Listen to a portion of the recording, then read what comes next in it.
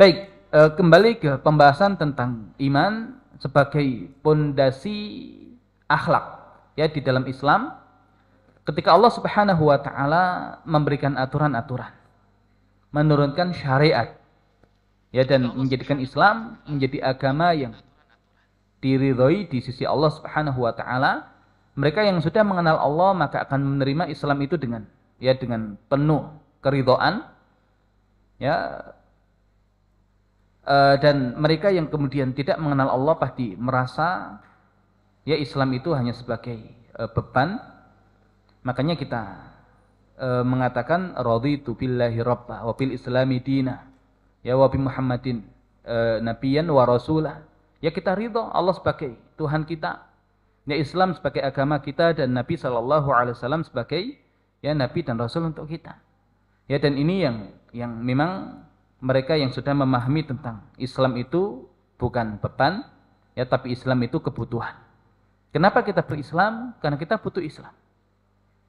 Ya, bukan Islam itu menjadi beban. Maka kalau kita mengenal Allah Subhanahu wa taala Al-Ghani, Allah Subhanahu wa taala yang Maha Kaya, di mana Al-Ghani dalam arti yang sesungguhnya adalah alladzi yastaghni an ghairihi, yang tidak butuh kepada selainnya. Artinya Allah tidak butuh alam semesta. Ya, Allah tidak butuh kita.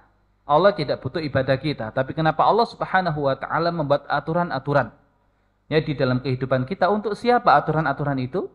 Ya, maka aturan-aturan itu hakikatnya adalah untuk kita. Ya, bentuk sayang Allah, Allah membuat aturan-aturan yang itu ya demi kemaslahatan hidup kita. Maka tidaklah setiap syariat yang Allah Subhanahu wa taala syariatkan ketika dia adalah perintah, kecuali di belakangnya ada kebaikan bagi manusia. Dan ketika bentuknya adalah larangan, ya maka di belakangnya ada keburukan bagi manusia.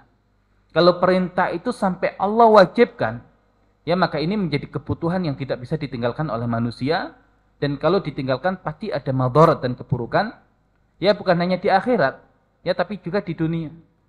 Ya, dan ketika Allah Subhanahu wa taala perintahkan tapi tidak sampai diwajibkan tapi kesunahan, ya memang masih bisa untuk tidak dilaksanakan, tapi kalau dilaksanakan akan menghasilkan sesuatu yang baik, yang sangat luar biasa. Maka akhirnya orang yang mengenal Allah ya tidak meremehkan bahkan yang sunnah sekalipun, atau tidak menggampangkan bahkan yang makruh sekalipun.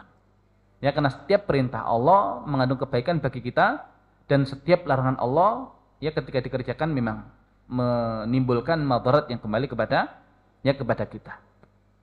Jadi kalau kemudian kita melihat aturan-aturan Islam, dan kalau kita menganggap aturan-aturan Islam adalah aturan-aturan yang menggugurkan kemerdekaan kita, yang memenjarakan setiap keinginan kita, ya maka yang demikian sama seperti ketika kita melihat dibuatnya aturan-aturan berkaitan dengan lalu lintas.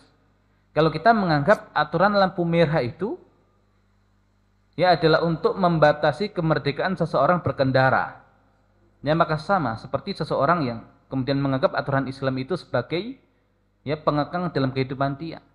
Nah, padahal dibuatnya aturan-aturan itu untuk keselamatan manusia. Bayangkan kalau seseorang itu menganggap lampu merah itu harus berhenti adalah sebagai pengekang kemerdekaan dia dalam berkendara, silakan dilanjutkan. Nah, apa yang terjadi? Maka bisa jadi dia akan ditabrak ya dari arah yang berlawanan, ya tidak hanya oleh satu kendaraan tapi banyak kendaraan. Ya, maka itu yang menjadikan dia celaka. Ya, kalau kemudian manusia saja membuat aturan yang itu berefek ketika dilanggar, apalagi aturan Allah Subhanahu wa taala yang Maha menciptakan, yang Maha mengetahui apa yang menjadi kebaikan dan keburukan manusia. Ya, maka agama Islam ya lagi-lagi bukan penghilang kebebasan hidup kita. Ya, tapi agama Islam adalah pengatur kehidupan kita yang lagi-lagi itu menjadi kebutuhan kita. Nah, sehingga ketika seseorang itu merasa Islam ya adalah aturan yang di dalamnya ada kebaikan untuk kita, maka kita akan ridha sepenuhnya dengan keislaman itu, bahkan kita bersyukur ketika Allah Subhanahu wa taala berikan kita hidayah untuk bisa menjadi orang Islam.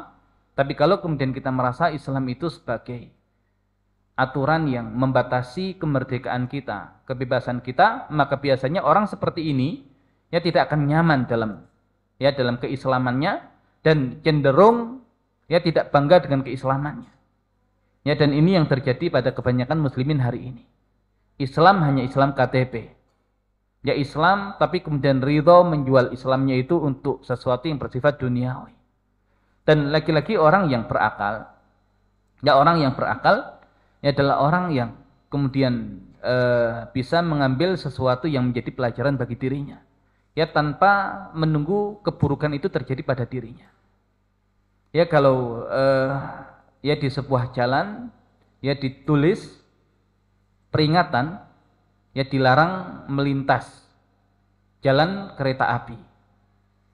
Ya kalau kemudian seseorang itu ketika melihat kanan kirinya kok tidak ada kereta api, ya dia kemudian menerobos dan baru kemudian tertabrak kereta api baru merasa oh benar aturan ini. Nah itu ya sama seperti hewan, ya ketika dibuat ya aturan seperti itu, hewan itu ya baru akan berhenti kalau memang ada kereta di depannya. Dan sebelum ada kereta lewat ya dia akan menganggap jalan itu bisa dilewati.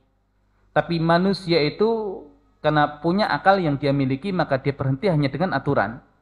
Ya dengan peringatan, dengan larangan. Tapi hewan itu berhenti kalau memang ya larangan itu baru terjadi. Ya dan betapa kemudian banyak kemadharatan yang akan kita dapatkan kalau ya kita itu melanggar setiap larangan Allah dan baru merasa oh benar larangan ini ketika kemadharatan itu sudah ya datang kepada kita. Ya orang berakal tidak demikian. Ya orang berakal tahu kalau yang menciptakan kita adalah Allah.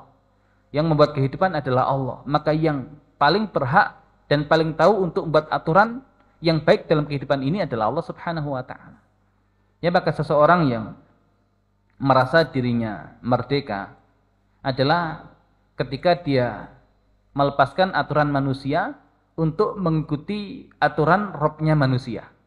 Tapi lihat orang yang sok berakal, sok cerdas tapi hakikatnya dia adalah jahil murakab. Ya seorang yang bodoh kuadrat, ya dia berhukum dengan hukum buatan manusia. Merasa hukum buatan manusia itu ya lebih relevan ya karena berkaitan dengan pengalaman hidup manusia sehingga aturan agama itu menjadi aturan kuno yang tidak bisa diterapkan di zaman ini. Ya maka sama, hakikatnya dia menjadi penghamba terhadap produk bikinan manusia. Ya berarti kalau kita sesama manusia, kenapa kita harus ikut aturan manusia yang lain? Ya, hakikatnya kita masih belum merdeka. Kenapa? Karena masih ya memposisikan diri kita itu lebih rendah dibandingkan manusia yang lain sehingga kita layak untuk mengikuti aturan yang dia buat.